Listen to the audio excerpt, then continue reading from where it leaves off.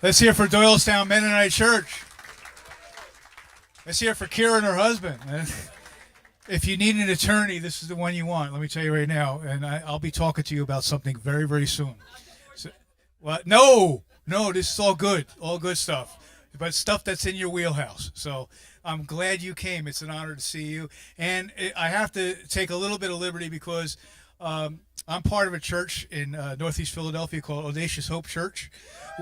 Yes, and they have not come to anything that I've done ministry-wise yet except for tonight. And my entire, basically everybody that's anybody in the church, including my senior pastor, Freddie Thomas, is here tonight. And my colleague, Jesse Conger, who's our sound man extraordinaire, and who's going to teach me finally how to learn how to do digital.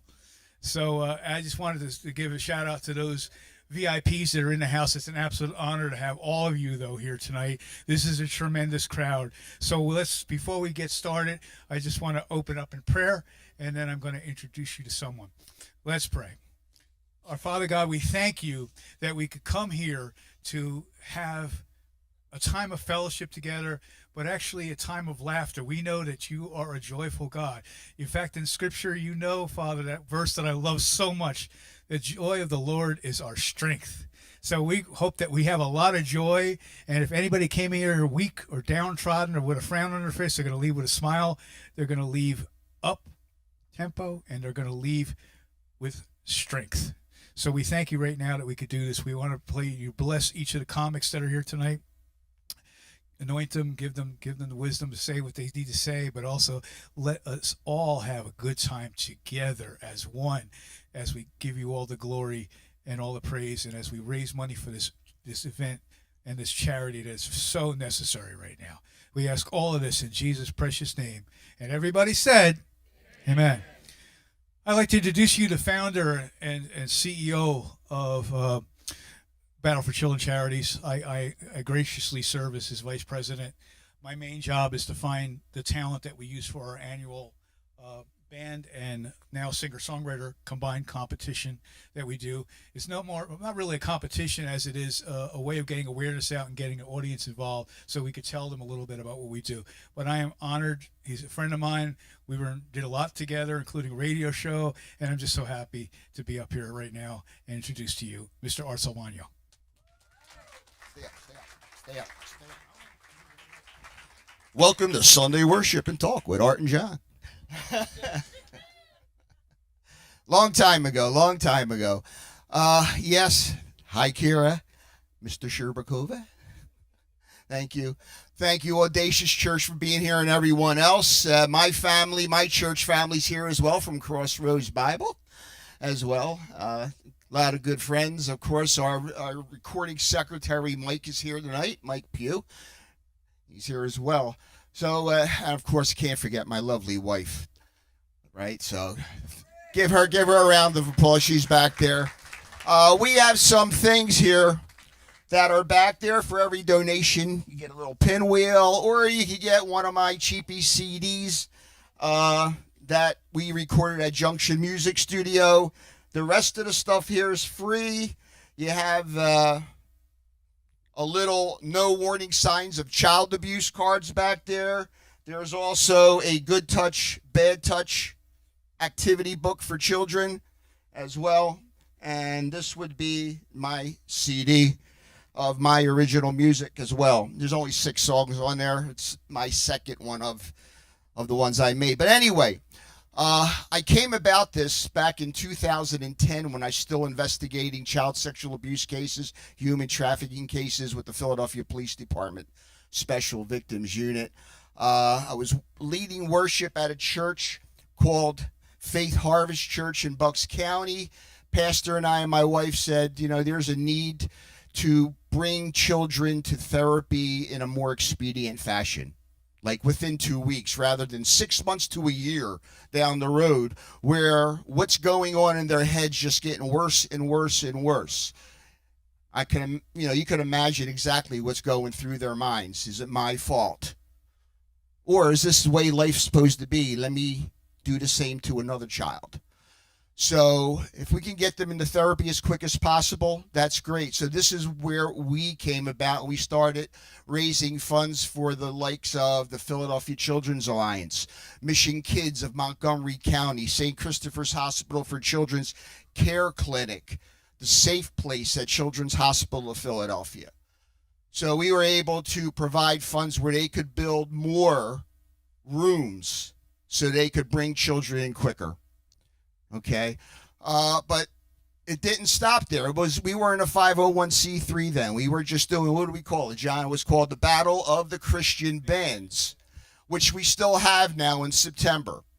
We started our first one in April. It happened to be on April Fool's Day, right, in 2011, and it happened to be Lent, of course. I was still in the Catholic faith as well at the time, and we were observing Lent, and of course the caterer gave us roast beef, cheese and tomatoes, the whole bit. So, of course, we didn't say April Fools. For those that didn't observe Lent, which weren't many, they actually ate the meat, but the rest of the people just made cheese and tomato sandwiches, unfortunately. But it was still a fun night. About 65 people was our first event, and we had a band from Ocho, California that flew all the way in just to be a part of this on their own dime. From that point on, we said, we have something here. We have people who really care. So we just kept on doing it year after year after year until 2015 came about. We said we might as well just make it a 501c3. All the monies that we receive don't go in my pocket, doesn't go in my wife's pocket, doesn't go in John's, doesn't go in Mike's, doesn't go in our treasurer, Dora Rohall, who lives in Texas, just outside of Dallas. I'm not going to fault her for that. All right. But she's been a great gal. Her and her husband moved from Bucks County out to Texas just a couple years ago, and she still wants to be a part of this mission that we have, our mission to save children. Okay, so whatever you can give tonight, it is awesome. All right, we got a packed house. Thank you all for coming tonight. Actually, we know the weather's out there a little, misty and stuff like that. So we want to thank you. In September 20th, we're going to be right back here, but upstairs for our, what we call now, Christian Musicians Against Child Sexual Abuse. 3 bands, that's one category. 3 singer-solo artists, that's another category. Okay, each category winner gets a trophy and recording studio rights. Sometime to record a song, 2 or 3. We've had an artist, Aaron Palermo, and his band. One did a 3-song EP that got them to open up for Mercy Me, I believe it was, wasn't it? And it got them on the quarter to 76ers, and it got them to also play every year for the first 3 years in Texas. I can't remember the name of that couple that does it, but you remember that name, hun? The couple that does Chip and his wife, Joanne. Yeah, Chip and Joanne. They do something where they have an outdoor party. Yeah, exactly. So they've been going there. So these bands, they don't usually come for the prize, they come for the cause. But this band really took heart to so many people because they also started spreading our mission as well. Thank God to that. So I'm going to tell a brief story before we get to the last, and it's kind of a sad story as well. How many of you know Vince Gill? Vince Gill. Did you know that he was a victim himself? You did not, right? I didn't know either until this past year.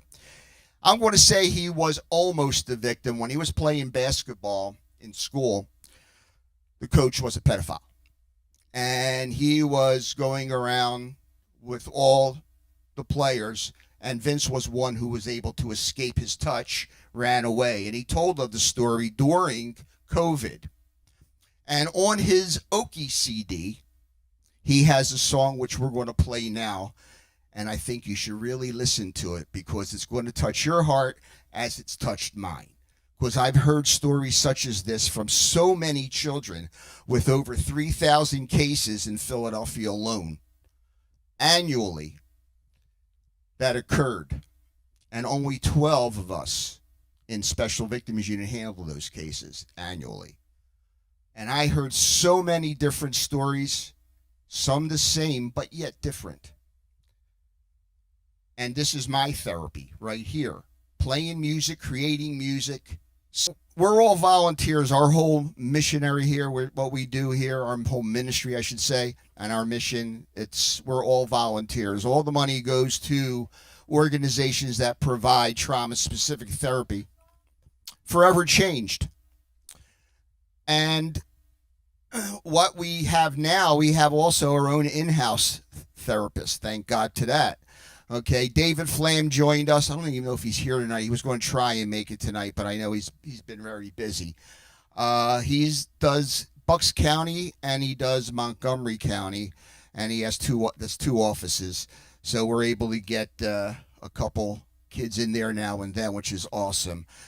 David himself is a victim as well and was an engineer at one time, decided he wanted to get out of that and help others. So he became a therapist and a counselor a couple years ago, and has been doing a great job for us as well.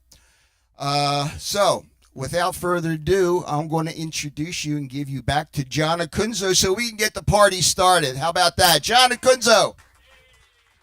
Okay, we're lighting it up now. Who's ready to laugh? Who's ready to laugh here tonight? Okay, great.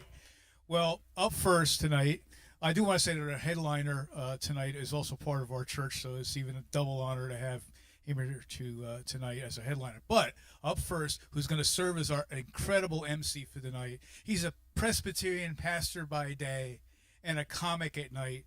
Won't you please give a warm welcome to Dwight McCormick?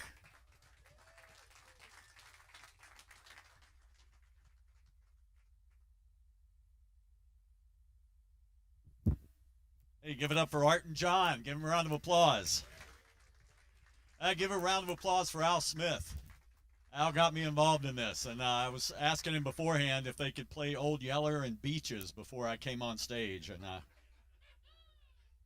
they declined that. But I'm a Presbyterian minister. They call us the Frozen Chosen, and but I got to confess though, I'm a Presbycostal.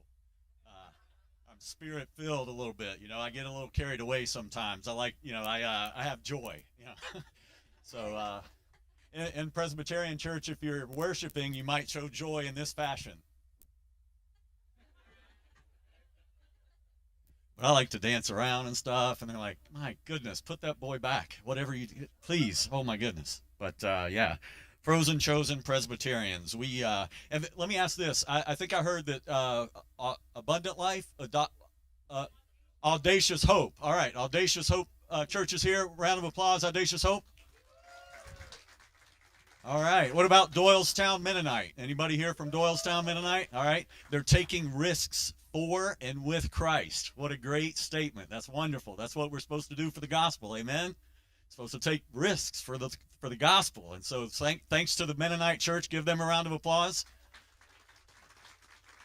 And anybody that happens to be a Pentecostal here tonight, by a round of applause. All right. What do we say in the Pentecostal church when we say give the Lord a praise offering? We clap and we yell and we shout. We have if you're in the Presbyterian church and you say give the Lord a praise offering, they're like. Janet, the offering plate already went around, but it sounds like the pastor, get the checkbook.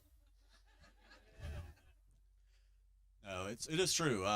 But we are here tonight for Battle for Children. Give it up for the charity Battle for Children, battleforchildren.org.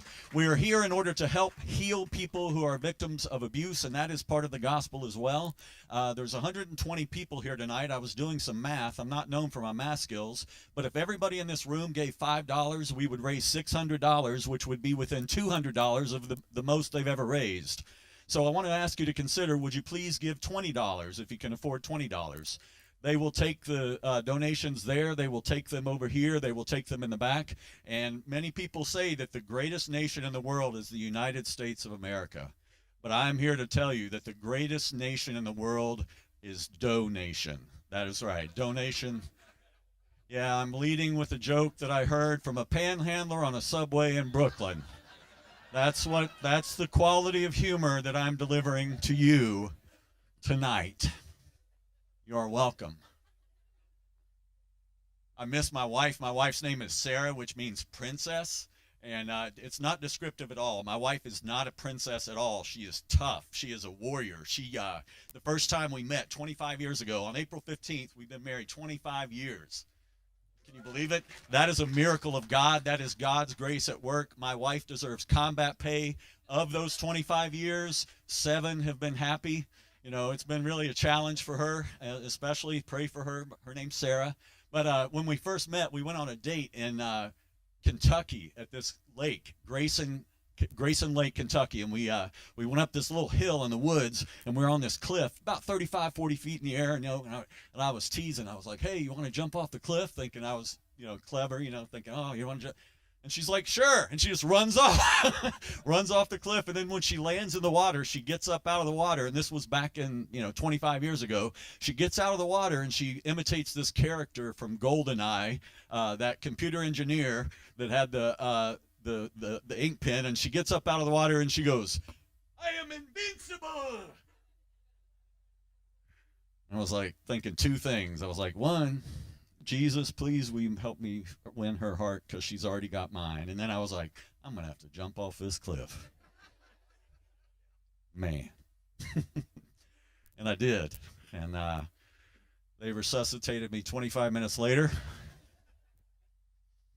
And she still married me, so I'm grateful for that. But my wife is, she's a warrior. She's a little bit lackadaisical. She's very laid back. I'm uptight. I'm like a Irish setter. I'm like, come on, let's play. She's more like one of those dignified dogs with the long hair that you associate with rich people walking in Central Park. She's real smooth. And but the way she drives is kind of odd, though. She's like Brad Wesley in Roadhouse. Did you ever see that one back in the day, 1989 Roadhouse? Brad Wesley's driving down the road in that Mustang GT 5.0 convertible, and he's driving back and forth. Shaboom, shaboom, must have been a dream, sweetheart. Just going back and forth across the road. That's how she drives.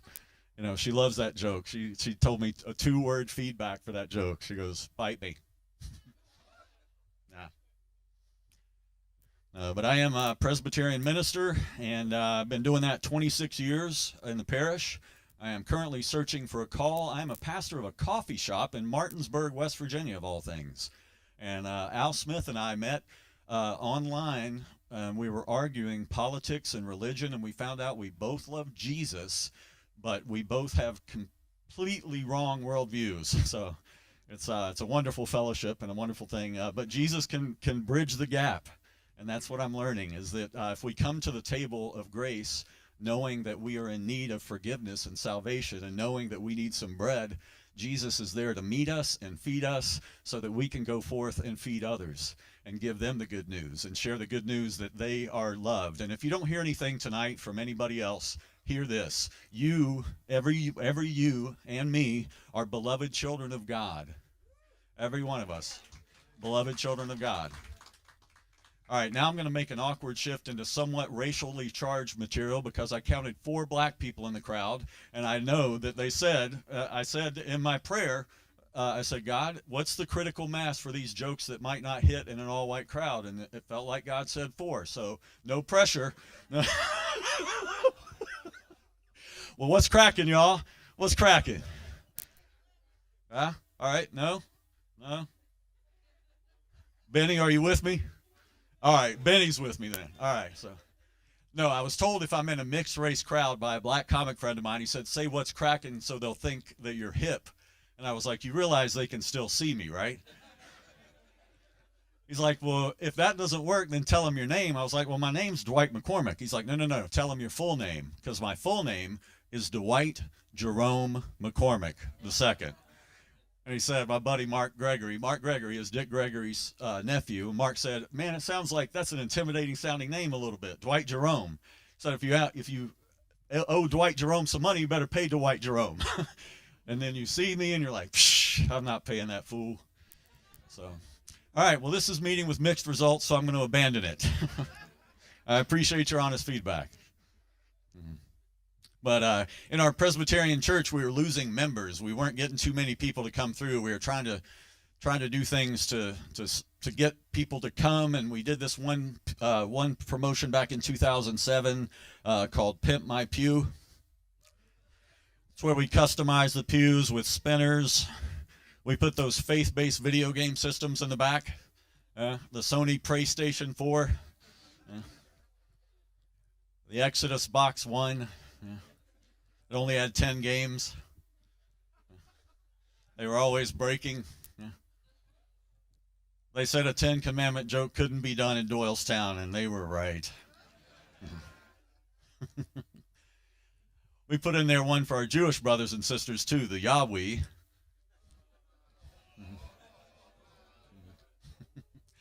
My favorite, though, was that we put the credit card machine there in the back where you could just slide your pledge. But I put the Amount OK button up at the pulpit. Amount OK? No. Amount OK? No. Amount OK? Oh, yeah. Preacher's getting a beamer.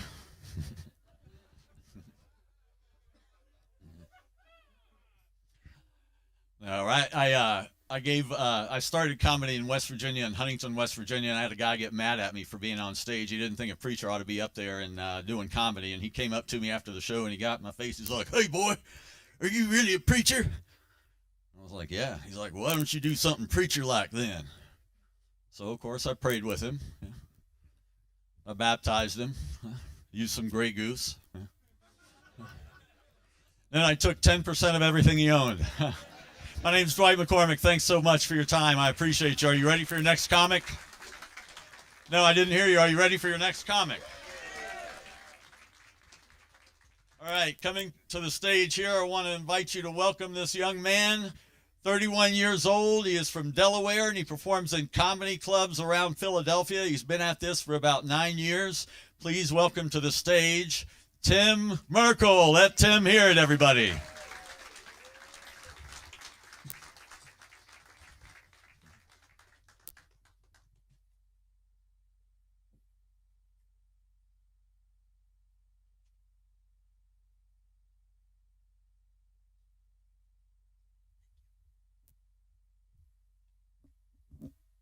All right, let's get right into it.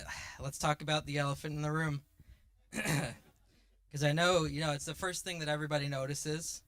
I'm sure you noticed it as I struggled to get up here. And, it's a shame because it's not like it's anything that I chose or I did. It's just genetics. I was born with it. And it's scary, too, because about 50% of you in the audience are probably going to deal with something similar in your lifetime. I'm talking, of course, about male pattern baldness.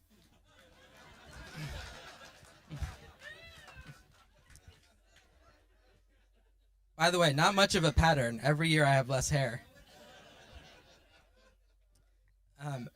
We spend $2 billion a year trying to cure male pattern baldness, which means the combined amount of money that we spend on both of the conditions that I have is $2 billion. Not exactly how I would have distributed the funds personally. I guess if I had to choose.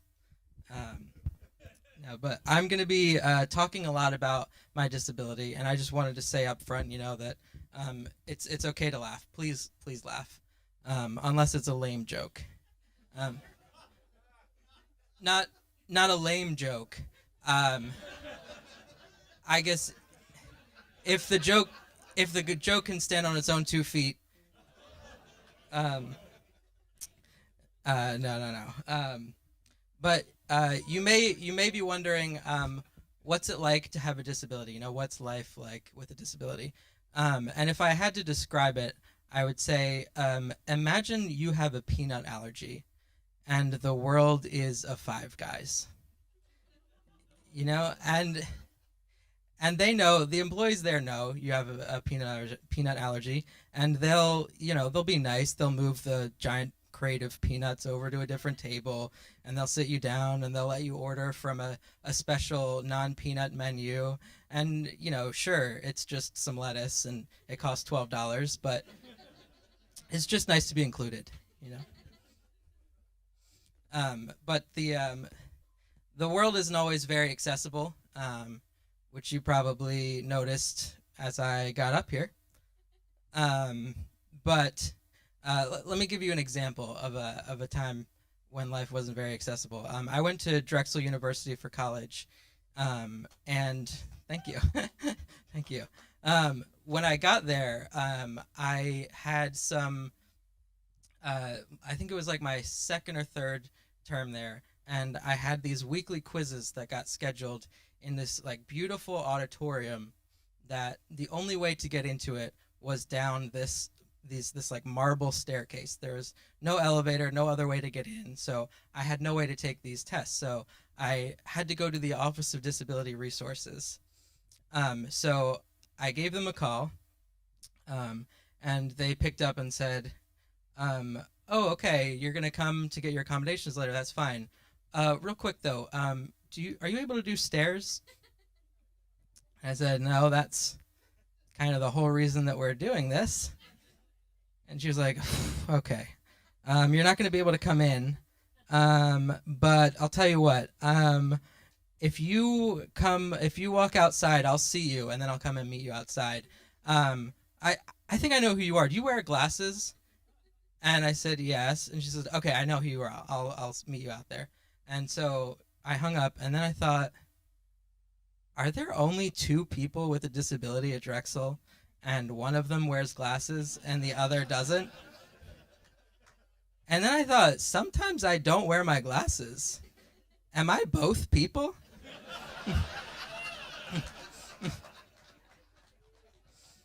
But I made it through. I graduated, and at the end of my senior year, Drexel made an Instagram post that I'll never forget to really send me off in style. It was a picture of that beautiful marble staircase with the caption, "There is no elevator to success. Sometimes you have to take the stairs."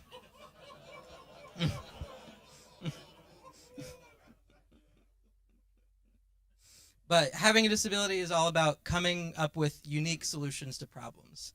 For example, I had a spinal fusion, and so I can't bend my back anymore. My spine doesn't bend. And so I no longer was able to pick things up off the floor. So if I dropped something, I wasn't able to pick it up. And so I did some research, and I found that you can get these grabbers. You might have seen them. You kind of like pull the trigger, and it squeezes the thing, and you can pick it up. So I got one of those, and life was great. Everything was going really well. And then one day I dropped the grabber. And that takes a while to sink in. And I'm just staring at the grabber on the ground. And I pull out my phone and I order another one on Amazon. And then I thought, well, what if I drop that one? I mean, how many grabbers do I need to get? And then I thought, I guess if I keep dropping them, eventually they'll pile up high enough to where I don't need one. So long story short, I'm about $5,000 in debt, and I have a closet full of grabbers. So, but I got engaged recently. Shout out to my fiance, Claire.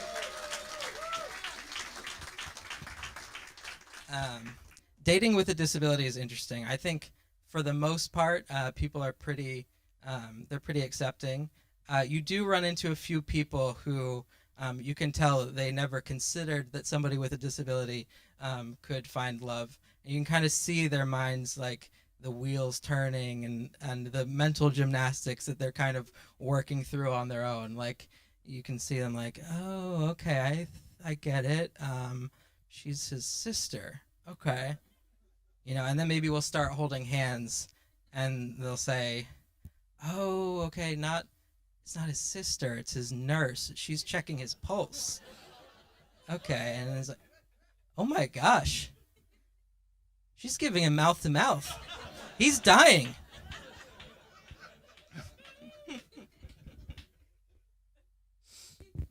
But part of my disability, it progresses, so I try to stay as active as I can to try to maintain the functionality that I have. So one of the things that I wanted to do was to start walking more. And after I graduated, I had less reason to walk to classes and do things. So I decided I'm going to get a dog, and that'll help me walk more. And so I did some research because I didn't want like a giant dog that could just pull me into oncoming traffic. But I also didn't want one of those like little yappy dogs that kind of looks like it belongs in an old lady's purse. So I ended up getting a King Charles Cavalier named Mel, and she's been great. All she ever wants to do is nap and be on your lap, so I'm not exactly sure how this has helped me walk more, but it's been great. When she was a puppy, I got really worried because she started limping everywhere, and it looked like something was really wrong. I texted my vet and I said, I think something's wrong. She's been limping, and the vet came over and took a look at her walking, and she said, your dog is fine. She's just been learning to walk by watching you.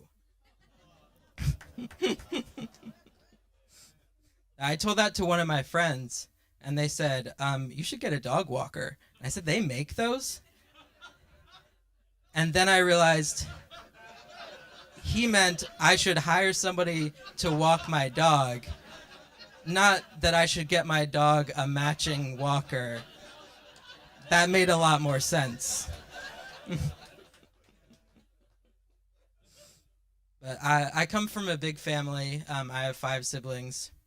And I can always tell when I'm performing at a church venue because I feel like I say that and nobody bats an eye.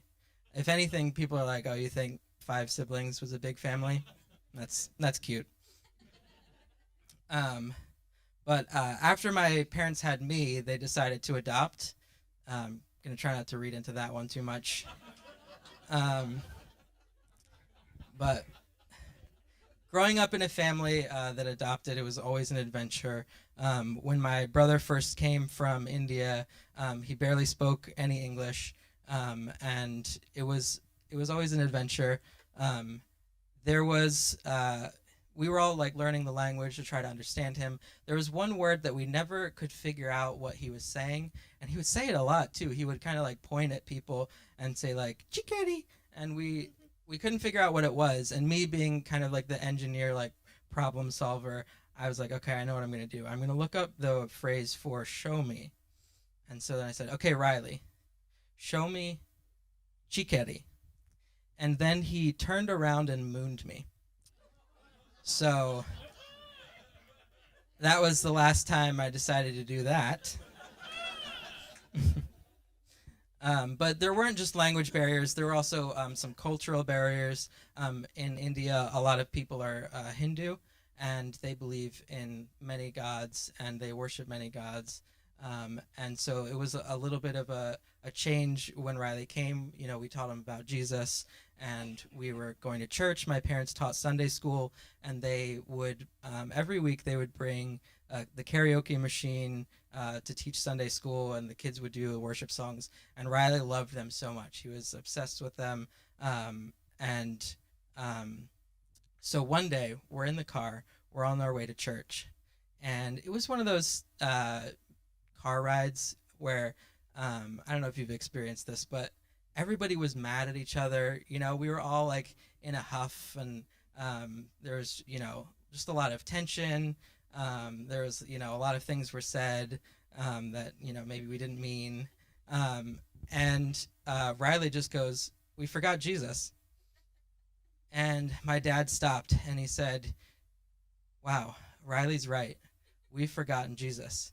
Here we are. We've been going about our day stressed out. We've been angry at each other, and we've totally forgotten the reason that we're all here and the reason that we're, going to church. And I think we need to take this time and, forgive each other and really try to get back to the spirit of church." And it was one of those, rousing dad speeches, and everybody was crying and apologizing, and it was a very cathartic moment. And then we were all happy. We were still on our way to church, and then Riley goes, "We forgot Jesus." And that's when we realized that Riley thought Jesus was a karaoke machine.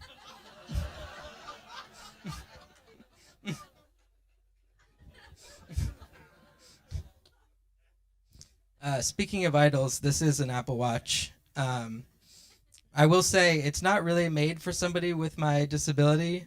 For one thing, it barely fits. It slides down my wrist. Another thing is that its algorithm for detecting steps is by the way that your arm swings back and forth when you walk.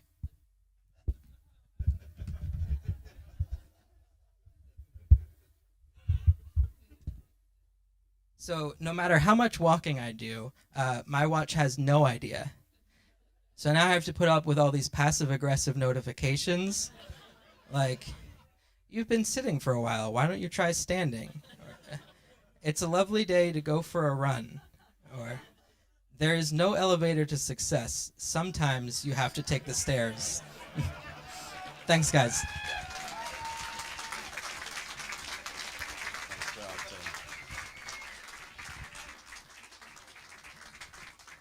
Tim Merkel, everybody, let him hear it. You all having fun so far? All right, I want to make sure that you go to battleforchildren.org and donate here at the back. They want to support this wonderful organization, this wonderful ministry. I wanted to share one thing real quick before we got our next comic coming on the stage. God spared me from prostate cancer this past year. I survived.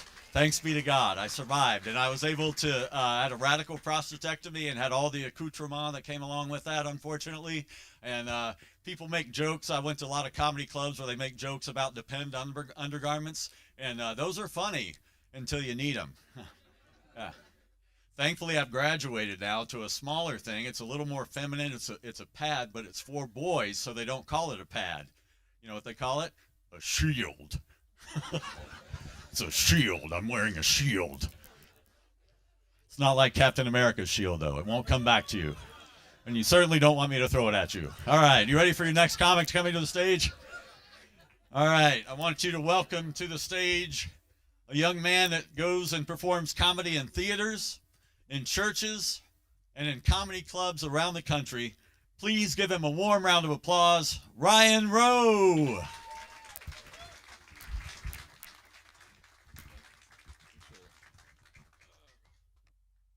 What's up, guys? How we doing? Having fun so far? All right. It's good to be back. Actually, I did a show here a few years ago, and I crushed it, obvi. And then after the show, they were like, "When can we have you back?" And I was like, "I mean, give me some time. I got to write some new material." And they're like, "How much time do you need?" And I was like, "Give me 8 years." And here we are. But it is great to be back here. A little bit about me. I this is a little bit of a brag, but I ran a half marathon recently. Yeah, thank you. Anyone here ever ran like a marathon, half marathon? One person? All right, cool. So that confirmed. What's that? Oh, it was one of those. Boys, get her. We found her. No, I mean that's great. Good for you. That confirms it. I'm definitively better than 99% of the room. So, but I ran the half marathon, and at the end they give you a medal, which feels weird because like I didn't win, you know. And I'm from the trophy generation. For example, I played basketball in a church league, and my brother and I played, and my brother won MVP of the league. I won the award for most Christ-like.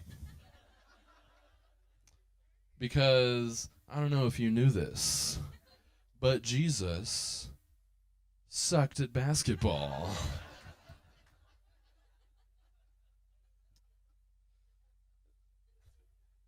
But I do like sports. I'm actually really into the sport of curling. You guys know what that is? Yeah. Basically, you take a large rock and you slide it down a long sheet of ice. And if you land it right on the bullseye, you're still not an athlete. I don't know if you saw this. At the last Winter Olympics, a Russian curler got caught using steroids. And we as a curling community all asked, why? Like, there's no strength involved. Using steroids in curling is just as effective as using Diet Dr. Pepper in curling. Like, there's no difference there. But you meet some interesting people in the curling community. Like, I met this guy named Matt. Matt has a gold medal in curling. And he's an Xfinity technician in Eau Claire, Wisconsin. The same guy that has a gold medal is also the guy that comes to your house sometime between 8 a.m. and 8 p.m., plugs in your cable box, and mansplains the remote to you. That's the life of a gold medalist. Can you imagine the icebreaker that guy has? He's like, so your current cable package includes Stars Channel, Showtime, and the Olympic Channel. You ever been to the Olympics? No? Oh, you're missing out. It's tough, though, seeing so many people lose. It's really, I'm so sorry. I totally forgot I was wearing my gold medal. What sport is it in? It's kind of like a chess on ice kind of thing. Is it curling? Yeah, it's curling. Now, I do like sports. One weird thing, though, that I've experienced since growing this mustache is that I feel like a lot of men now see my face and they immediately go, he wants to hear my golf story. And I couldn't care less, quite honestly. I get it. The mustache makes me look a lot like a bicycle cop, but I don't want to hear your golf story, guys. Honestly, some of you guys, as soon as I walked up on stage, you were like, I'm going to tell him after the show. He wants to know about the par 5. And it's just like every golf story I hear, it's so unremarkable. Like, if you've heard one golf story, you've heard 0 golf stories. It's that forgettable. But another thing about, being from the trophy generation, like, I get it. A lot of these older people, they're like, oh, these kids, they're all given participation trophies. And it's like, yeah, but also, you gave us the trophies. Like, this was not a personal passion project of mine. I did not go up to the T-ball coach like, listen, coach, I get it. This was not our year. It was definitely a building year for sure. But, me and the team, we just saw the trophies that the winners got. And me and the team got to talking. And we just think, like, showing up is half the battle. So, I come from a big family. I'm the 3rd child in my family, which has its pros and cons. Like, a pro is that there's no pressure on the 3rd kid. For example, my brother has 3 kids. And when he announced to our family that he was having his 1st kid, he told us, no lie, via national television. He told us that he was having his 3rd kid via group text. Like, this was me finding out that I had a 3rd nephew. I was like, oh. LOL. So, there's no pressure on the 3rd kid. The con of being the 3rd child is that there's no photographic evidence that you had a childhood. You get it, sir. It's like there's tons of photos of the 1st kid. And then there's tons of photos of the 1st and the 2nd kid together. And then by the time they get to the 3rd, they're just like, film's expensive. And it's like, but Mom, we have a digital camera. And she's just like, yeah, Ryan, we're just going to remember it if that's cool. There's very few photos of me as a kid. There's only one video of me as a kid. I didn't find it until I was 18 years old. It's on a VHS, and half of it is taped over by an episode of Days of Our Lives. It's very weird. It's like, here's Ryan. He's standing up. He's standing. I didn't murder your husband. Like, whoa. Calm down, man. Take a seat. Ryan, you stay standing. You, sir, take a seat. I'm not the youngest child in my family, though. I actually have a younger sister who was adopted into our family when she was 4 days old from Ohio, and it's a little weird right now, only because we just recently told her about it, and yeah, it was obviously she was devastated to find out that she was from Ohio. I mean, she always knew she was adopted. We just couldn't bear to tell her where from. But, I handed it to my parents. They got the call. And they were like, there's a little girl in Ohio. And they were like, great, let's get her out of there. Lest she be corrupted by the Cuyahoga. I don't know if you guys know about this. The Cuyahoga River in Ohio has caught on fire 72 times. That's insane. It's also a lie. It's only been 13. But you guys believed me. Because that's what we expect from Ohio. Even the word Ohio, it just reminds you of, like, disappointment. It's like when you're at a party and you think you're meeting someone new, but it turns out to be someone you hate, and you're like, oh, hi. Oh. It's you. That's the vibe of Ohio. Honestly, I wouldn't mind if we just traded Ohio to Canada or something, right? Like, we probably couldn't get Ontario or Quebec. Like, it's just not reasonable. But I feel like if we threw in Michigan, maybe we could get Saskatchewan. That's my feeling. One weird thing my parents did was they only let my sister and I watch one movie as a kid. And it's not because my parents at all were like, oh, movies are bad. It's because the one movie we were allowed to watch was the movie Annie. And I think it was because they just thought, like, if she watches Annie enough, she'll be more down with being adopted. Didn't take. I feel like if anything, it only worried her more. Because eventually, after watching Annie so many times, you're just like, are these people about to give me up for adoption? All right, that one didn't land, but that's okay. That's my trauma. No, my sister's cool. She's awesome. She is emotional at times. Like, there was one time she got so upset that she actually punched a hole in the wall of our house like it was paper. It was crazy. Like, she could have broken her hand on a 2x4 or something. And obviously it would have been weird if she was, like, using a stud finder first, but still, that's a gamble. But my brother, he had the perfect idea, because he was like, we should frame the hole. And I don't mean, like, cover it up with a picture frame. I mean, we framed the hole. As in, we bought a picture frame, we took out the glass and the back, and the stock photo of the perfect family, which felt like a metaphor. And we framed the hole to this day.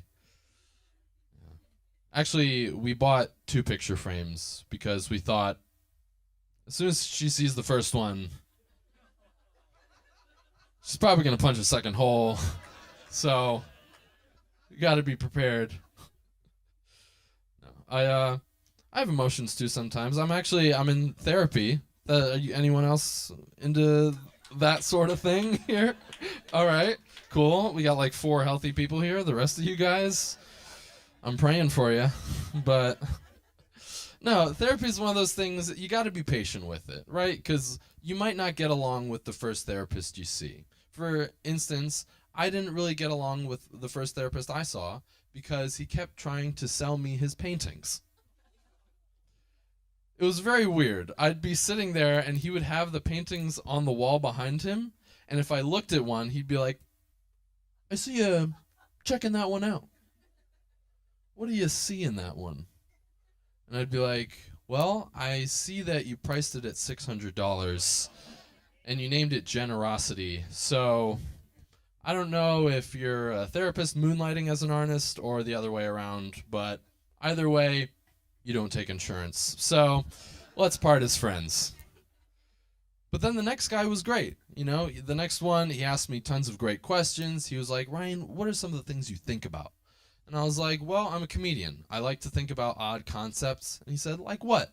And I said, well, the other day I was thinking how we should be glad that the crack in our rear end is vertical, because if it was horizontal, every time we'd go down a slide, it would go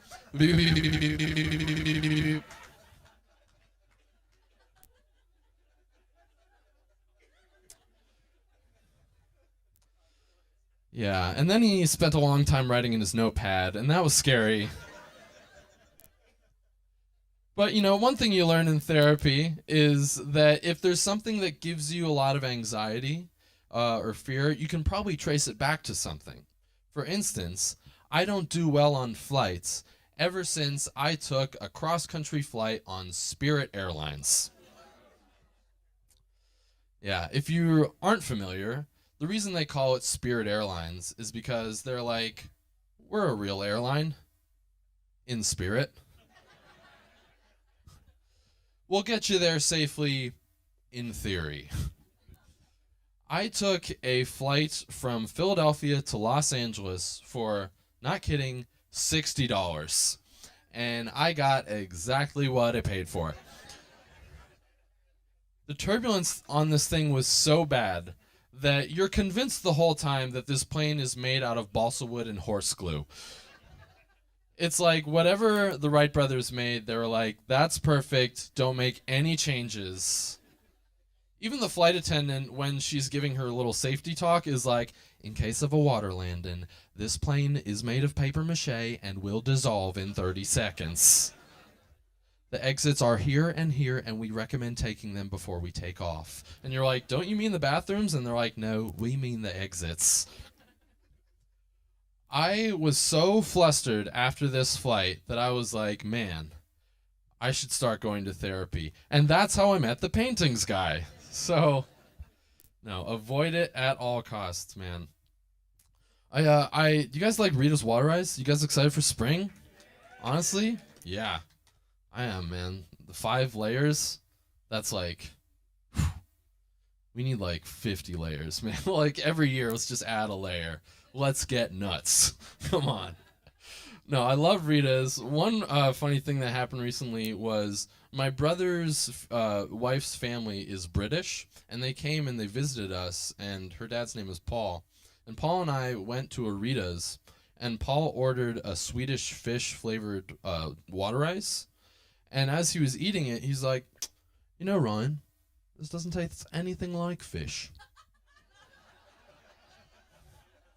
And I was like, yeah, it's a candy.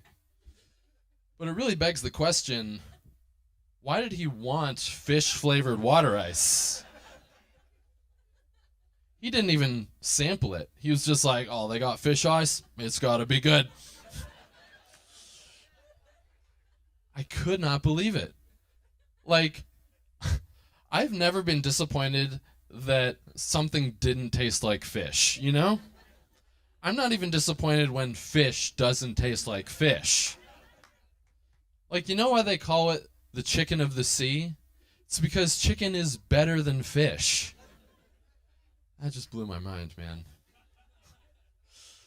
I had another weird thing happen to me recently. I probably had one of the most awkward interactions that I've ever had in my life. I went to a place to get a haircut, and this place was Sports Clips. I don't know if you guys know Sports Clips. I went to Sports Clips for the same reason that anyone goes to Sports Clips, which is I like sports and I have no idea where to get a haircut. But I go to Sports Clips, and you know how barbers are. They're always like, what are we getting into? What are we doing tonight? It's like, I don't know, it's Wednesday at 3. What am I supposed to be getting into? But this barber, she actually asked me something very specific. She asked, were you just in Lynchburg? And I go, yeah, just last weekend. And she goes, okay. And then we didn't talk the rest of the haircut. And it wasn't until afterwards that I realized what she actually said was, "Were you just on your lunch break?" So just to recap, this innocent woman asked me, "Were you just on your lunch break?" And I said, "Yeah, just last weekend." And then it was silence for 30 minutes. I have not stopped thinking about that ever since. And if I can't stop thinking about that, she definitely can't stop thinking about that.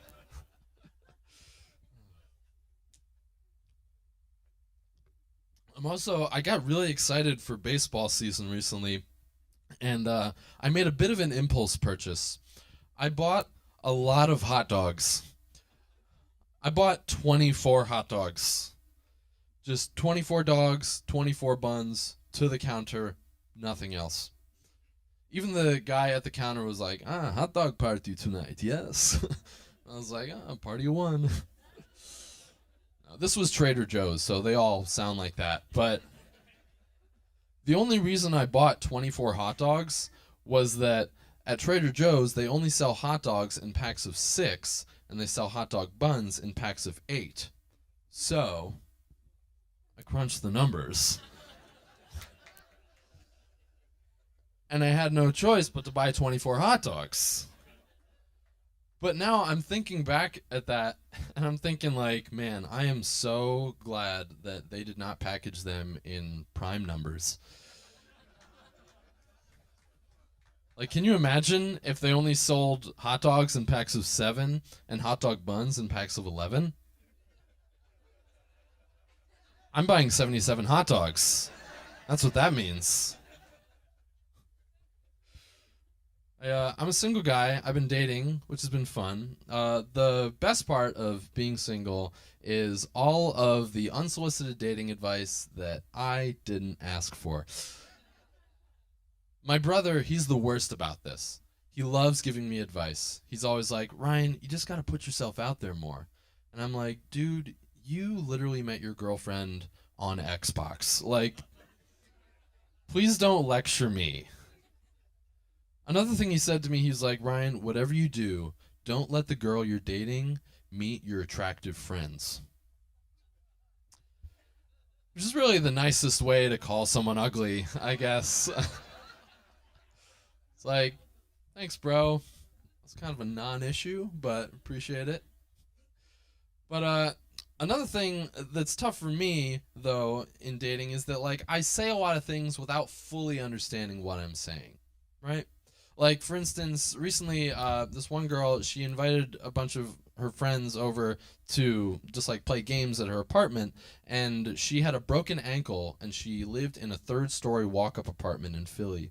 So she literally could not leave her apartment. She had been in her apartment for, like, weeks. So when I come in, the first thing out of my mouth was, "Wow, you're just like the hunchback in the bell tower." And she goes, "The hunchback?" And I'm like, "Well, the stuck part." And she's like, "Why wouldn't you say Rapunzel?" And I was like, wrong literary reference. I don't know. But the fun thing about going on dates as a comedian is that people tell you things, and then they go, "You're not going to use that in your act, are you?" And I go,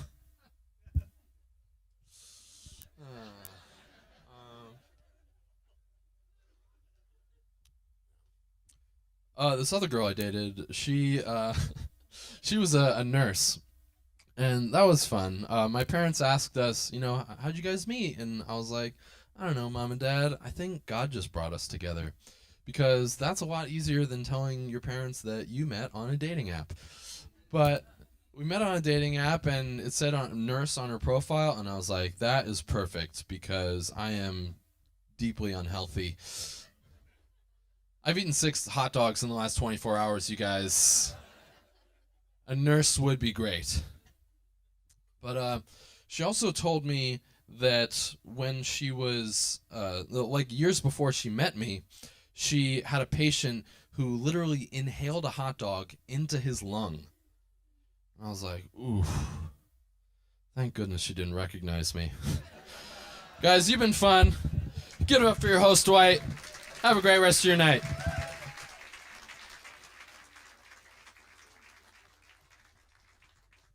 Ryan Rowe, everybody. Let him hear it one more time. All right, are you ready for your headliner? Oh, that was weak. Let me hear you. Are you ready for your headliner? Hometown hero here. He helped put this together for 7 years. He's been a part of it. He's brought it together. Audacious Hope Church is the church that's here. Y'all are here, right? Let me hear Audacious Hope Church. All right, we're here for Battle for the number 4 kids.org. That's where you can go and learn about this ministry. Battleforkids.org. All the proceeds from drink sales, chip sales, food sales go to that charity tonight. So buy it all up. All right? So Battle for Children. Oh my gosh, I'm going to get fired. Battleforchildren.org. Battleforchildren.org. All right, so thank you. All right, I want you all to give a warm welcome to this gentleman coming to the stage. He has been featured on the Clean Comedy Tour. He was on Good Morning America, and he's also a member of Audacious Hope Church. Please welcome Mr. Al Smith.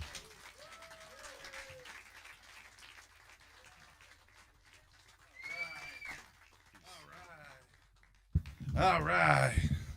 You guys give yourselves a round of applause for coming out tonight.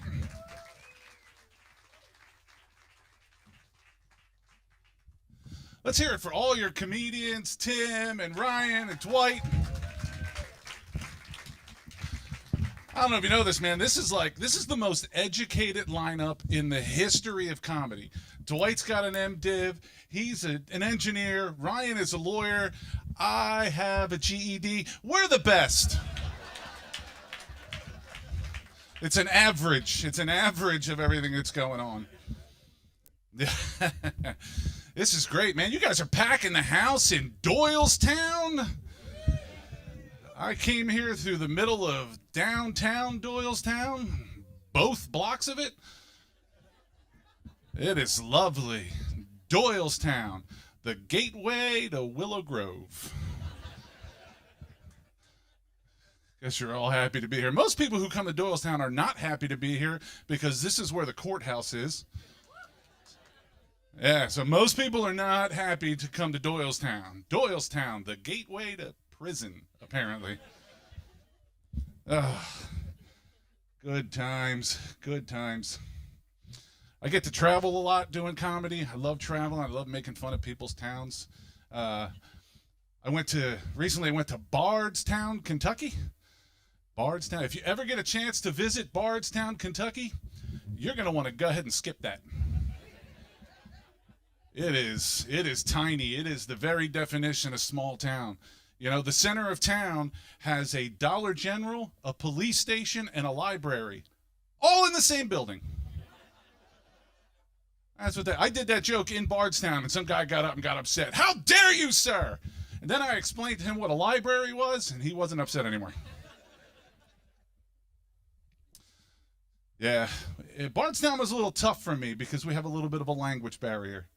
Because I'm born and raised in Philly, and they're in the South, and we say a lot of words that should mean the same thing, but not necessarily do.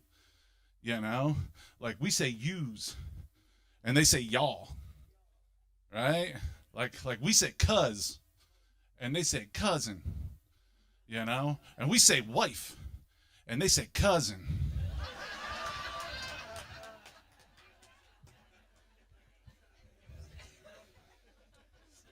So now you know why I'm not allowed back in Bardstown, Kentucky anymore.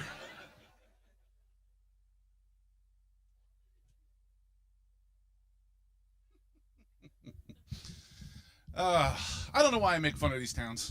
I'm born and raised in Philly, and it's okay. I mean, I'm proud of it. I love it, but I mean, let's face it. What are our greatest tourist attractions? We got a greasy sandwich, a cracked bell, and a fictional boxer. That's what we're working with. You know, we get visitors coming into town. The first thing they want to do is run up those stairs. There are priceless works of art in that building, but we just want to run up the stairs. It's like Philly's slogan should be, "Welcome to Philadelphia. Have you seen our stairs?" That's how it was. But now we have two-time Super Bowl champion Philadelphia Eagles. I don't know about you, the second one was great, man. I mean, we put a beat down on Kansas City, and it was great. But the first one, we will never have another feeling like that again.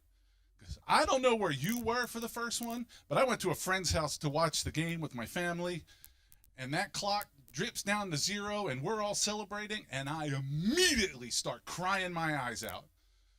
And I cried all the way out to the car, and I cried all the way home, and my wife was like, "You didn't cry this much when we had kids." Yeah, I didn't want them this much.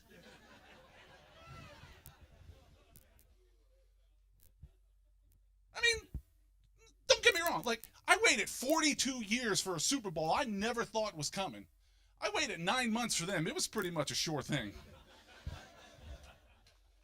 You know, my wife's in the car like, "How can you say that? Your boys are in the back seat." And my oldest pipes up with, "No, I understand." He gets it. Yeah, I love the Eagles, man. I also love the Union. So if anybody's following the score tonight, would you please just yell out the score when you know something? Yeah. So sorry, that's a personal request. I'm just what? Stop. Yeah, I do. I love soccer. I do. I grew up in a Polish neighborhood in Philadelphia. I grew up in Fishtown, Kensington area. Yeah, it wasn't when I was there. Like a lot of people know Fishtown now with all the hipsters and restaurants. That's not the way it was when I was a kid. You were like, be in by dark or else. But I grew up in Fishtown. I grew up thinking we were Polish. Like we grew up, we celebrated all the Polish holidays and traditions and all the stuff. But I took one of those 23andMe DNA surveys. I'm not Polish at all. Not even a little bit.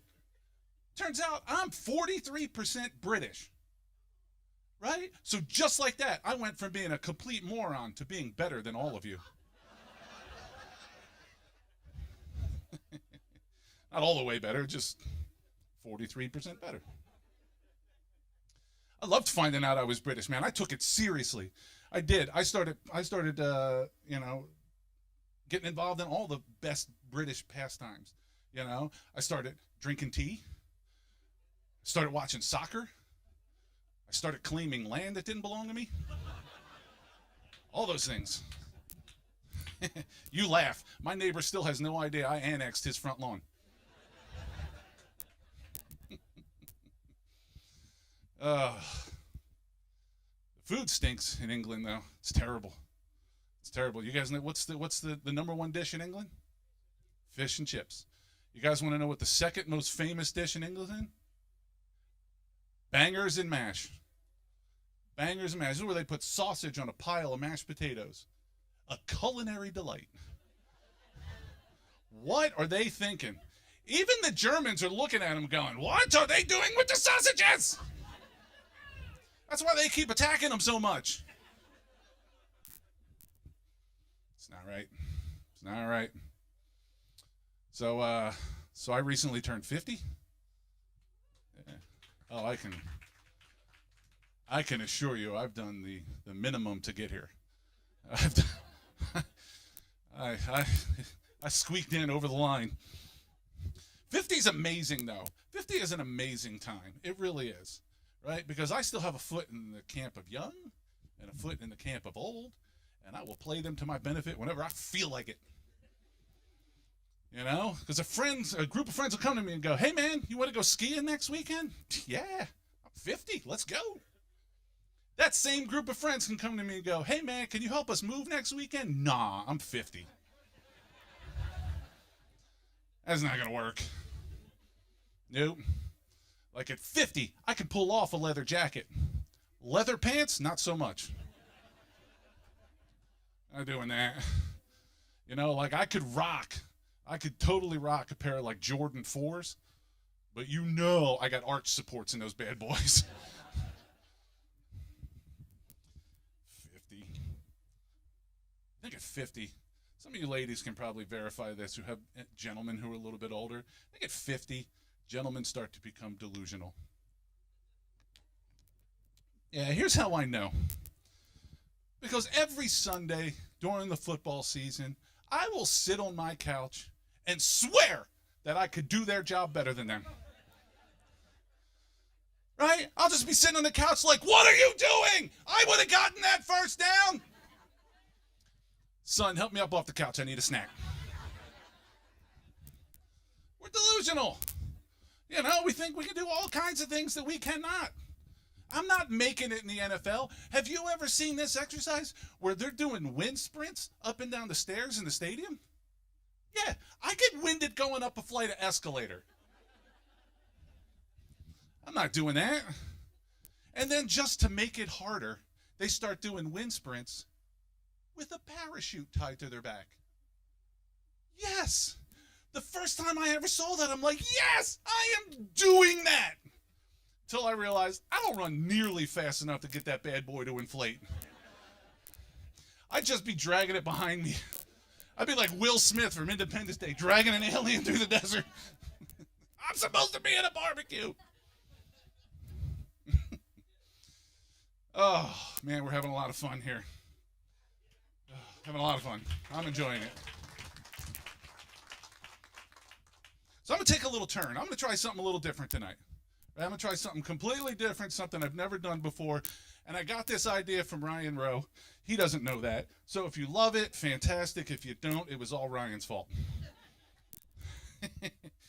So I'm gonna give you a little peek behind the curtain. A lot of people ask us, what's it like being a comic? Like, what's it like being on the road and hanging out with these guys and all kinds of other stuff? And for the most part, it's great, man. Like tonight at dinner, we're cutting up on each other and we're doing all kinds of things. But one of my favorite things is when we share road stories. These are stories, you know, where I had this gig where I did this, or I performed with this person, or I did that thing. So I thought, how would you guys like to hear a couple of road stories? A couple of stories, things that actually happened to me. I don't know, man. It might work. Ryan looks scared. I did a show for a youth group in Virginia. This was probably about 10 years ago. I did a show. I show up nice and early like I'm supposed to. And when I get there, the youth group leader tells me, I got to warn you about Jerry. Okay? Jerry was one of his youth group kids. And Jerry, whenever they had a comedian, loved to heckle the comedian. And I was like, no problem. I work comedy clubs. I can handle hecklers. The part of that story that makes it difficult was Jerry had Asperger's. Oh, yeah. So if I handle Jerry the way I would normally handle a heckler, I'm now the villain. You know, if Jerry starts to shoot back at me, I can't make fun of the shirt he's wearing like I would with this guy. Can't do it. So I start my set and I figure, how bad can it be? I mean, really, it's a teenage boy. How good could he possibly be? He was amazing. Jerry should make a living off of heckling people. He was amazing. At one point in my set, I said, I love to wear black because it's slimming. And Jerry yells out, it's not black enough.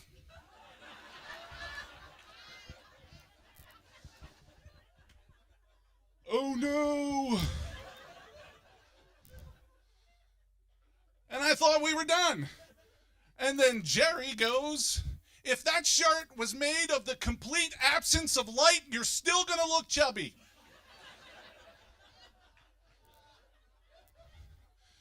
Jerry is destroying me with science heckles. Later on in my set, I like to start this one joke by going, so I'm married? And Jerry yells, not for long.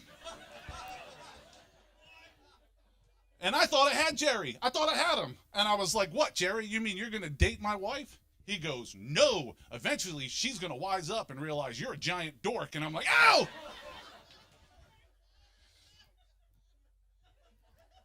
That one was painful because it's true. Luckily, Jerry's mom was in the back of the room, and eventually she comes up like a favorite bouncer and puts Jerry in his place and takes him away, and I can finish my set. Then after the show, Jerry comes up to me and goes, "You know, you're my second favorite comedian." And because I haven't had enough abuse, I gotta know who number one is. I'm like, "Jerry, I'm number two. Who's your first favorite comedian?" And Jerry says, "Garfield the cat."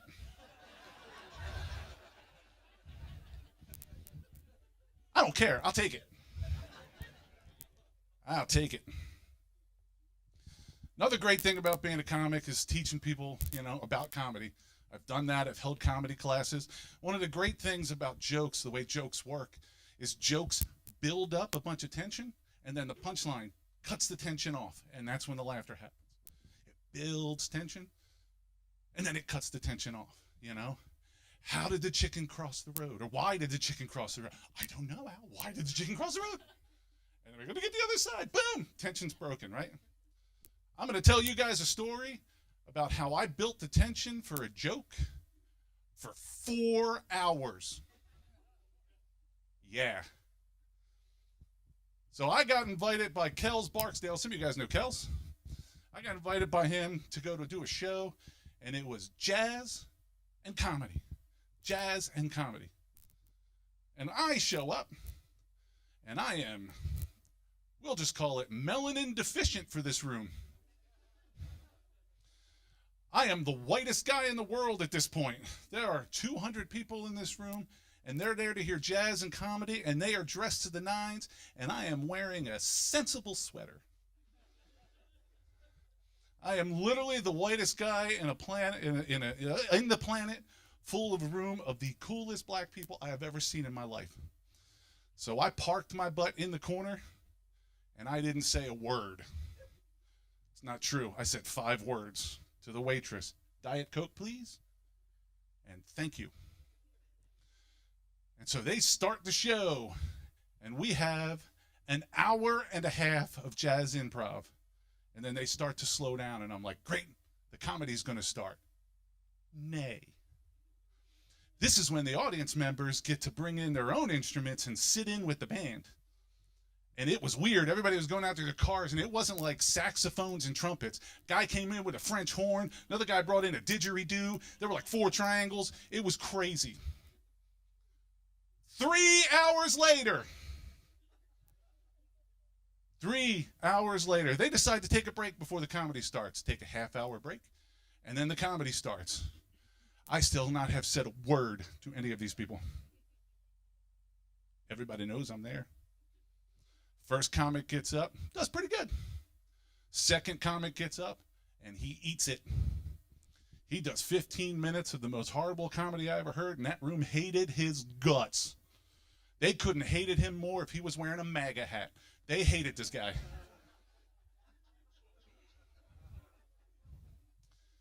And then 4 hours in, they do my introduction. And the guys, same thing, from Good Morning America, Clean and Funny Comedy Tour. Please give it up for Al Smith. And I run up on stage, and the first thing out of my mouth is, "That's why the white guy is here." And I had him. I could have read the phone book that night, and they would have loved me. 4 hours I built up the tension on that joke. One more. I only have one. All right, 2 more, real quick one. Ryan, I've known Ryan for, 14 years or something now. So I picked him up before he had ever done really any shows, and I tried to take him to an open mic, and he got carded, and they wouldn't let him in.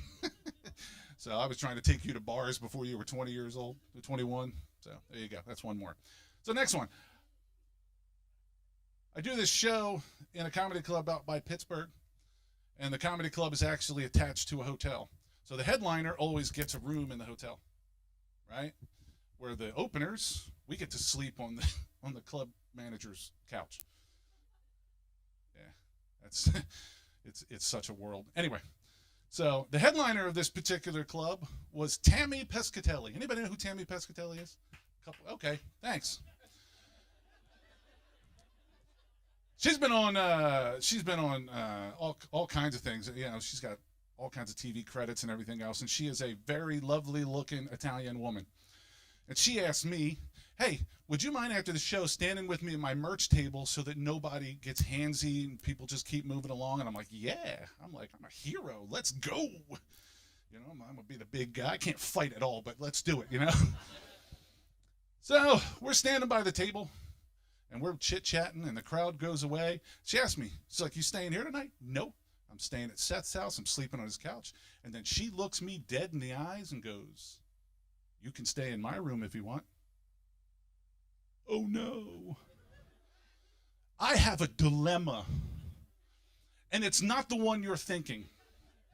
My dilemma is, how do I run out of this club screaming like a little girl and still get my bag that's in the green room? That's my dilemma. And in my head, all of that stuff is going through, and it seemed like to me be about 10 minutes of this dilemma. It was probably 4 seconds, because she looked at me in the eyes, she replayed what she said, and she hauls back with all of her might and slaps me across the chest and goes, "No, you idiot, I'm driving home. You can use my room if you want."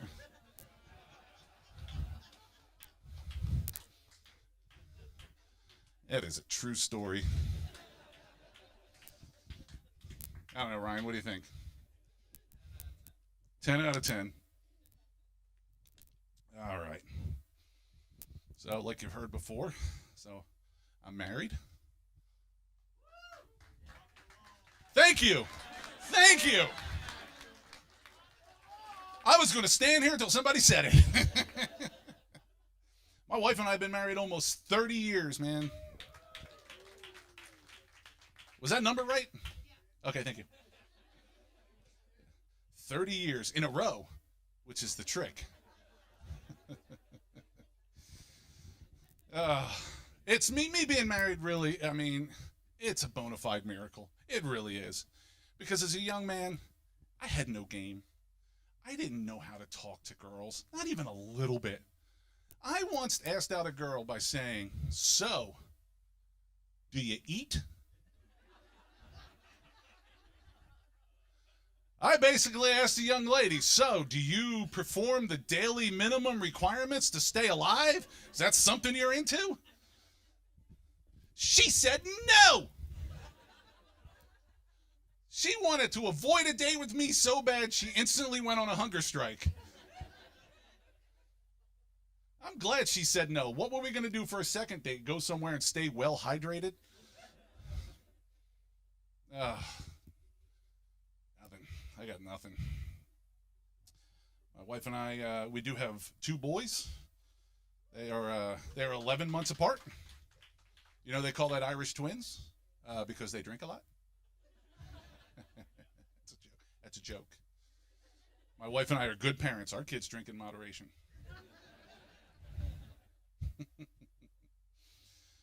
We survived their teenage years. We did. We survived their teenage years. Hey, I'm posing for a picture. We survived their teenage years through 2 things: prayer and fasting. Prayer that we would be the best parents we could be and raise them up and they would serve the Lord. Fasting because those 2 dudes ate everything in the house. We weren't getting away with that. You know? I always tried to bond with my sons, but I don't know about you guys. Anybody in here, anybody raise a video game junkie? Okay, we have 1 honest parent. The rest of you, what? Your kids go outside and talk to people and stuff? Is that what they do? Your kids actually know how to ride bikes? That's cool. They man, all they wanted to do was play video games, and I wanted to bond with them, but I can't because I grew up in the Atari generation. Right? Like that controller those boys are playing with, it's got more buttons on it than the original Space Shuttle. I can't do that. I can't do that. You know, the Atari controller, it was a glorious black box with a joystick and a red button that did nothing. That thing did nothing. My man's falling asleep. Right in the middle of my set, man. Need another cup of coffee, sir? You good? Gosh. That's worse than Jerry. He fell asleep right in the middle of my set. Where was I? Playing video games. Yeah, they're playing these crazy multi-level 3D sandbox games. We were trying to get a frog across the street. They're out saving whole alien worlds and stuff. We were saving a princess from a gorilla who really hated a plumber, and we don't know why. They got storylines. We didn't have storylines. No, we had a spaceship just trying to shoot other spaceships. I tried to bond with him though once. You know, I got my oldest, and I'm like, all right, let's play something. Let's whatever. Just set it up, and I'm like, we're gonna shoot alien zombie robots or whatever you kids are into. And I'm like, okay, I got this. Yes, I got this, and I am crushing it. Until he goes, yeah, Dad, that one is me. Oh, I just look over at my guy. He's in the corner stabbing a wall. He didn't have a knife in his hand. He was stabbing a wall with a water bottle. I don't know how to change weapons on that thing. I don't know. We grew up very differently, my sons and I. I grew up in inner city schools in the 70s. And they got to go to nice schools in Bucks County and the suburbs and stuff. And we experienced the world completely different from each other. Completely different. Like at their school, when it was below 40 degrees, they were not allowed to go out for recess. I'm like, are you kidding me? My teacher, Mrs. Turner, she would have been like,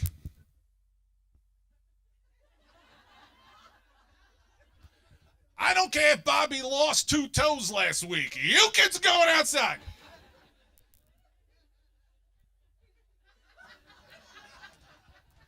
If it's icy, just hold on to the rusty fence. That's how we got tough and tetanus, apparently. Sad, completely different, man.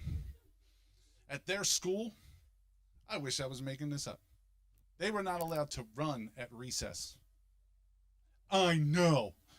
It was so sad. You would drive by the recess yard, or drive by the schoolyard at recess time, and all the kids were just standing in a circle, playing tag, just poking each other.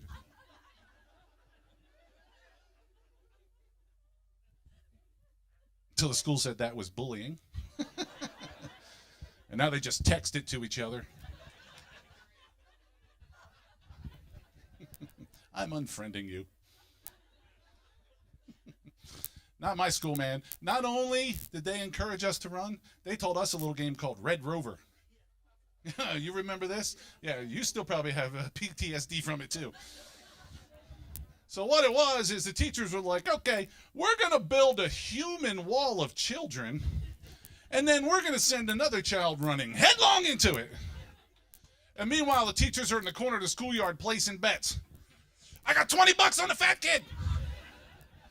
I made Mrs. Turner a lot of money that year.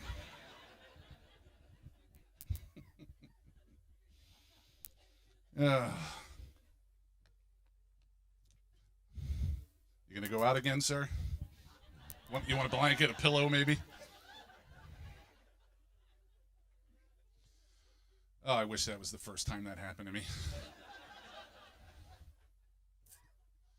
A lot of people think church can't be fun, man. Church is fun.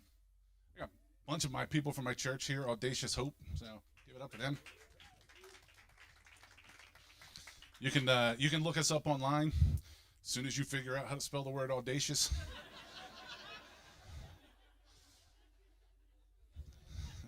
I have it on a t-shirt. I still don't got it right. You think I'm joking? I put it on the card for him to say. I had to Google how to spell audacious.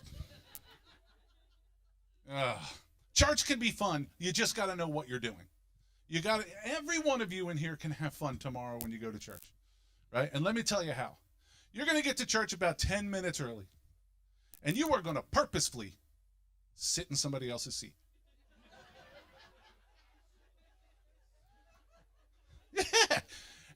watch the door and wait for them to come in. Because they will come in like, hey, good morning, Tim. That was a great game last night. How you doing, brother? What is going on here?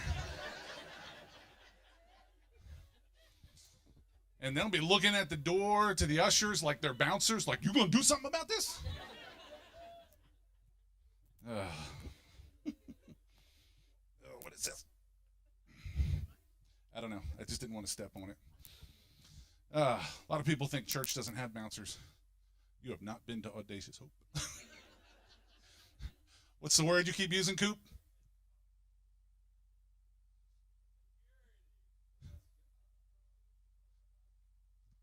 Oh, I put you on the spot. All right, improv joke is over. Let's move on. Church is fun. You just got to look for the odd things. An odd thing that I've seen is I have a pastor friend of mine who is against Star Wars. I know, quite frankly, I find his lack of faith disturbing. Some of you people have to go home and watch Star Wars. That joke will be hilarious in an hour. I had to ask him, I'm like, why would you be against Star Wars? And he said, well, I just want to make sure that my kids grow up with a strong biblical foundation. And I was like, so do I. But I want them to know if they get out of hand, they're getting force choked for sure. I don't have the force, lucky for them, but it don't stop me from trying. A couple of weeks ago, I plopped on the couch. The remote control was on the other side of the room. And I was like,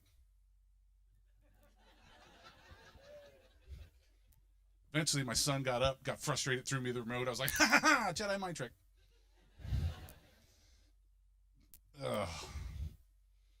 Church can be fun. Formidable. Did you just Google that? Is it like toilet paper word of the day? It was almost like the weirdest heckle ever. Just random words. Formidable. Kumquat. You have to forgive Pastor Cooper. He's from Alabama. He doesn't understand the civilized ways of our people.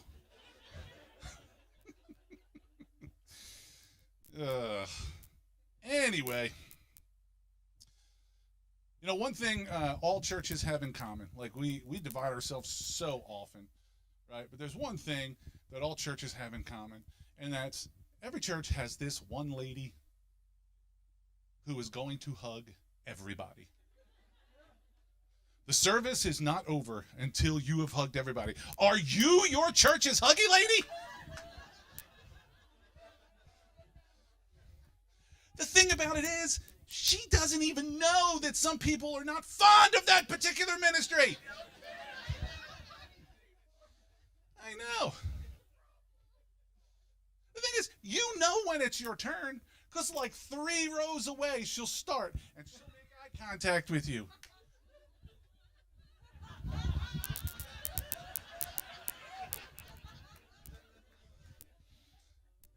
No, I don't want it. I don't like it. I don't care for it. And it should be obvious when you hug me and you know you're doing it. Because as soon as she does, it looks like I've been tased. Just.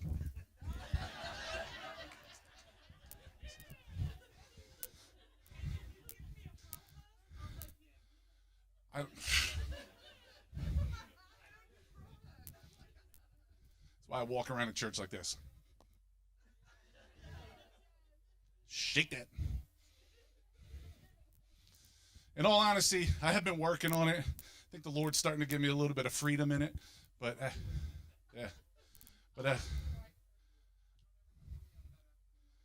okay, you better leave. So the Lord's given me a little bit of freedom in it, but now I'm a rookie hugger. Like, I don't know the rules. Like, you know, you can hug the greeter at church, but the guard at the bank, not so much. You know, you can hug your kids, but your kids' teachers will get you kicked off the PTA. You guys are great, but before anybody comes up to me after this show and think they're going to help cure me in my hugging thing, nay. Nay. However, if you'd like to cure me in my fear of $20 bills, that would be great.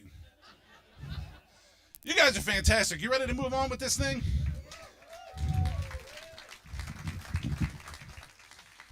All right. So earlier on, we had you fill out general knowledge questions to be a part of the show, and this is that part of the show. But to help me with this, I'm going to bring Ryan Rowe back up. Put your hands together for Ryan Rowe.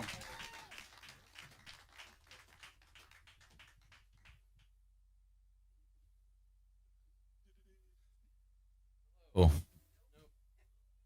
Going great already. All right.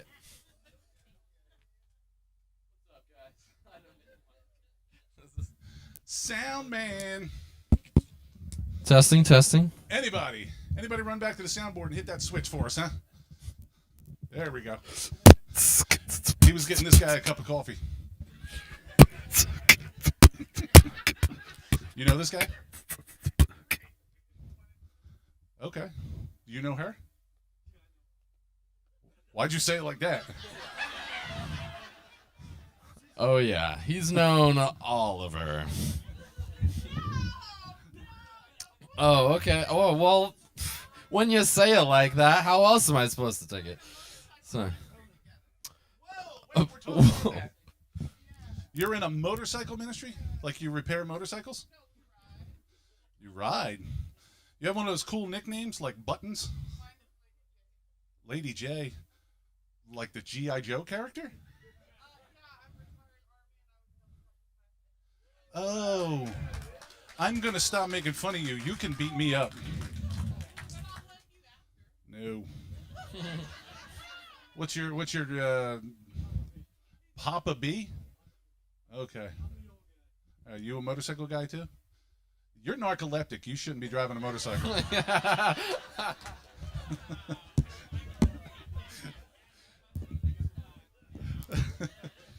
All right, here we go. So Ryan and I are going to pull questions out of here, and then we're going to give you our answers. I will forewarn you, none of what you're about to hear should be taken for real. If you put any of these answers on a test, you're going to fail.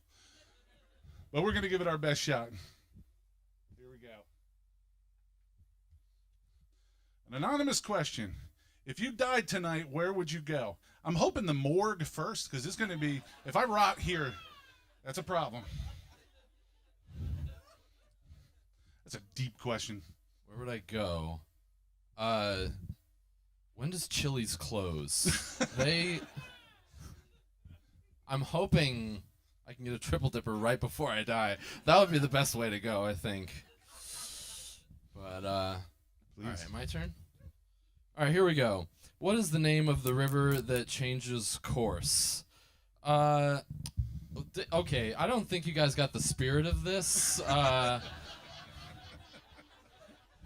So, these were more like, how do I impress a girl? Not like, what is the capital of Washington State? Do you know the answer to this? What is the name? There's a river that changes course. That changes courses. Tubing on that river must be a nightmare. You're gonna get stuck right on the bend.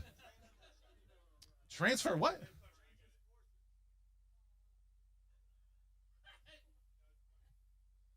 Yeah, leave the it's jokes funny. to the professionals. No, sir. don't worry. It's totally funny. It's actually the funniest thing I've ever heard. But This comes from Susie. Is that a Susie? Where's Susie? Okay, no Susie. Okay. one guy was like, "Yeah." Are you the boy named Sue? You hear that one? It said, do you remember what year did Christmas start? Again, guys, this isn't like the SATs. This isn't like, let's bring Ryan out and see what he doesn't know. What year was Christmas? I guess that would be the year 0. Right? You guys thought you stumped me, but I read the Bible, guys. I know. I'm wrong. What was the first year? You know what? Well, I guess I think it was invented in about 1913 by Hallmark. So, I just read the card and went, you rich kids got to celebrate Christmas? All right. I'm angry. What is the fear of snakes? That would be snake phobia. Because you see, phobia is Latin for fear, and snakes is Latin for snakes.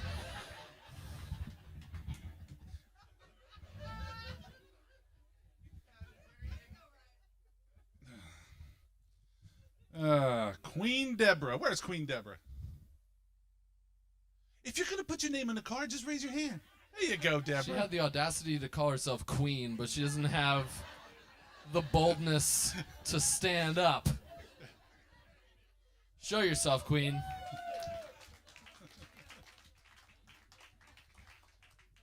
You might not be that proud of this question, but if you throw a black stone into the Red Sea, what does it become?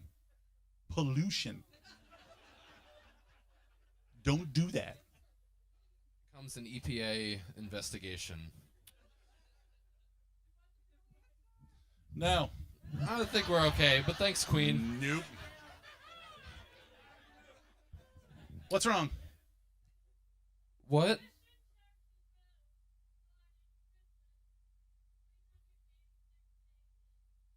She can't help herself. She was a Wow. teacher. I thought she was a That's so helicopter crazy. pilot. You got stories.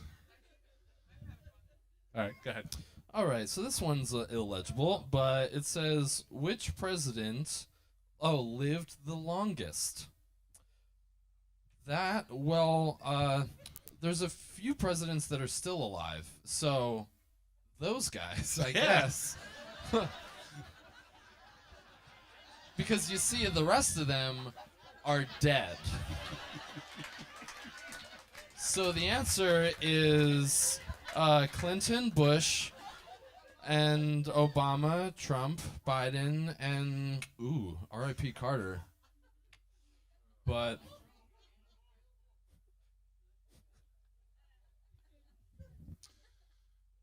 Ron Hader? Ron, why do you hate her?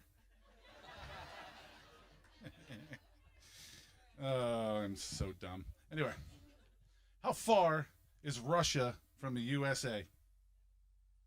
Thank you. Next card. There you go. 17 miles. Yeah.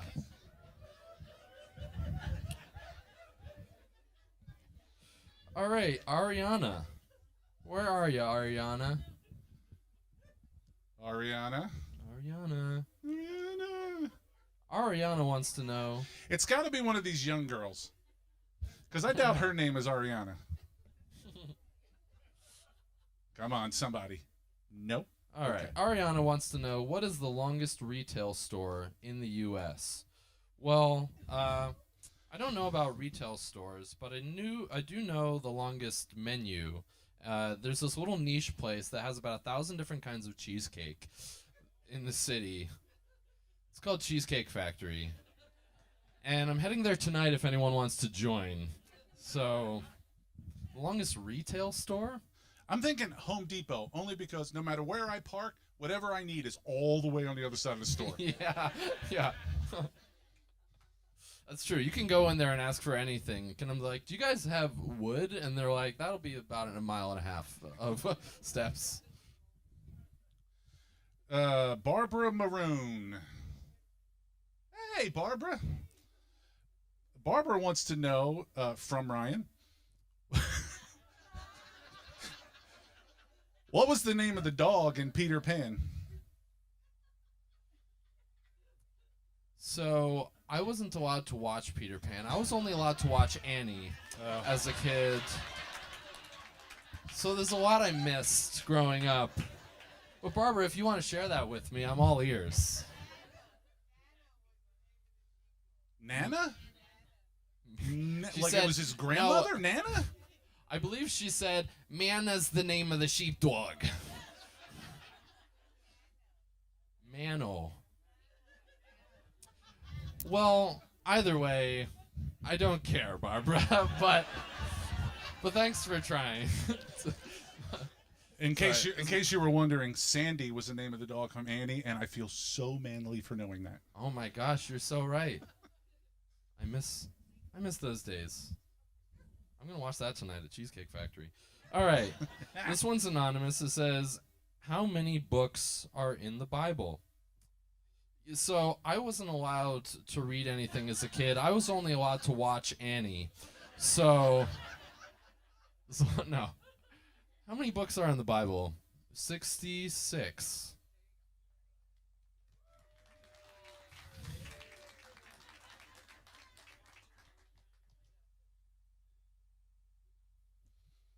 What is the most abundant element? Oh, I think Does this question upset you? It's like when I was in grade school, the teacher made me write what is the most abundant element 500 times on the whiteboard. You seem to have a real visceral reaction to this question.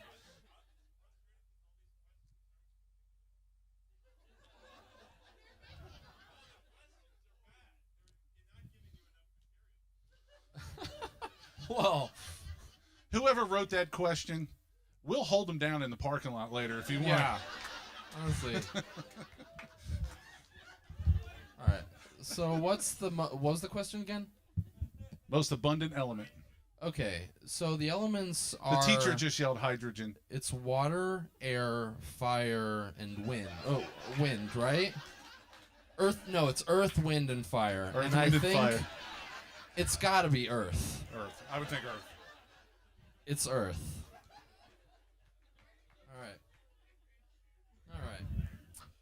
All right. Who is buried in Christ's tomb? Well, I have a feeling that's a trick question. So I'm going to say Jimmy Carter.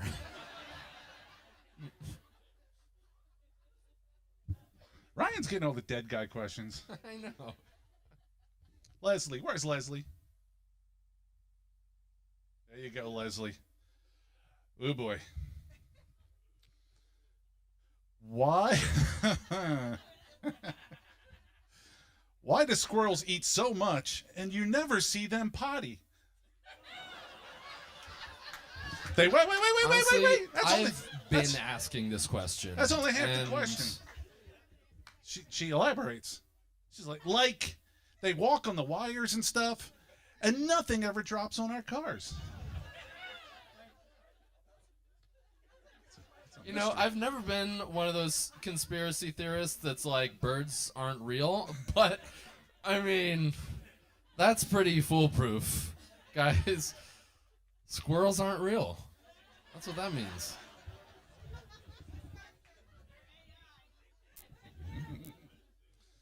I don't know.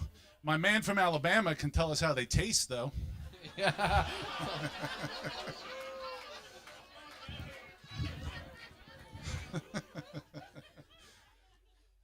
All right, Al. Why do bad things happen to good people? You know, I was asking myself that same question the other day. I was at Cheesecake Factory and I ordered the Reese's Explosion, and they were out of it, you guys. And I was like, if God was all knowing, I feel like he would have known that I wanted the Reese's Explosion. So, I don't know. That's a tough one. Please do not look me in the eye when you say Reese's Explosion.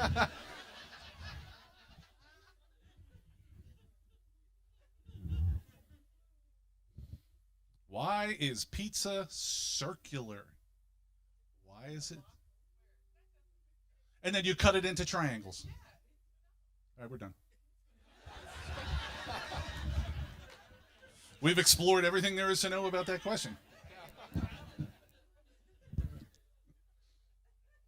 All right. What lives if it's fed, but dies if you give it a drink? Again, you guys, this is... So it's actually not fire, ma'am. It's earth. That's... no.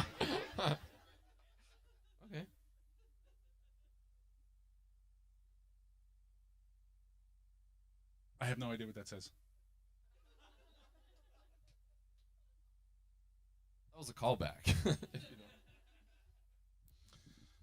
What Christian group is Rebecca St. James related to?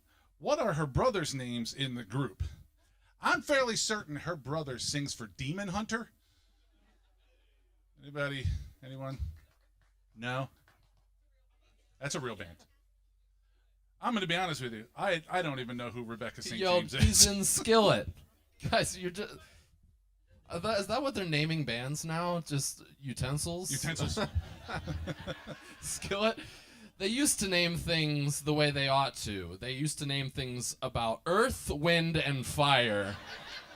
And now they're just Skillet. All right. Are we going to do all of these? Because there's like 50 more. No, I'll do a couple more. All right. Who sang the song Hey Good... Goodness gracious, you guys. Hey Good Looking. Hey, somebody here knows how to write with their toes. That's cool. Yeah. They provided the answer. Oh, they did. Directly underneath. They said, who sang the song something something? Hank Williams Sr. Thanks. Hey, thanks. Because you know the answer would have been Earth, Wind, and Fire. Yeah. Yeah, Al, I don't know if you've heard, there's something, I screwed it up. I was going to tell a joke, it didn't work. Oh, no, we'll wait awkwardly. All right. Jackie. No, she's coming. Hey! Everything come out okay? All right, Jackie. What book of the Bible does not mention God, but is the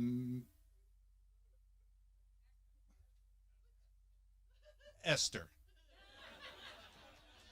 You thought you had me. I recently read Captain Underpants, and I don't think they mention God in that book. All right, couple more. Okay. Here we go. What is the capital of Pennsylvania? You guys didn't even write the answer for me this time, and I'm pretty upset by that. It's Harrisburg, Pennsylvania. No. Give it up. Come on. Come on. I got that one. Did get that one. All right, last one. Here we go. Spackles? Do we have That's my favorite band, actually. Spackles. Spackles.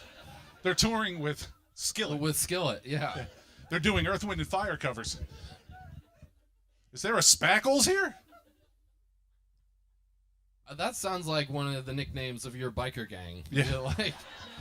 You got, what's your name, Honeybee or something, look. and then Spackles. He said we kick him out.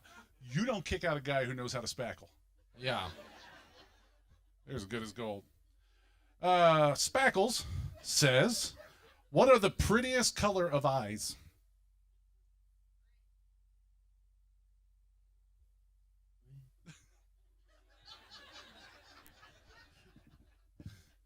This guy. He's got him. He's the winner. What's blue? Okay. He's like, I don't know. I've never seen him. Can I do one more? One more. Okay. Here we go. All right. How many minutes are in a week? How many minutes are in a week?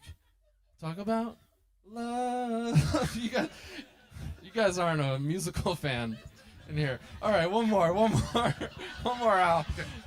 We're gonna get on a good one. Who owns the most Corvettes in the world, and how many does he own? Wow. Jerry Seinfeld? He's a Porsche guy. Ah, you're so right. It's coming to me. I don't know. I- It's like ringing around in my head. I keep think hearing it it. maybe like it rhymes with like Shmei Shmeno. No. No, this was fun, you guys. You guys, thank you so much for coming out tonight.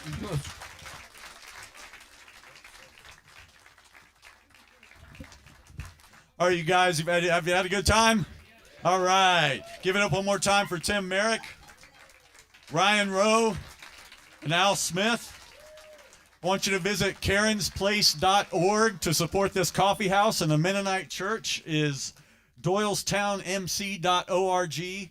And then I'll give you the correct website for our charity is battleforchildren.org. And I want to welcome up to the stage right now, if you would please, John Akunzo. Let John hear it.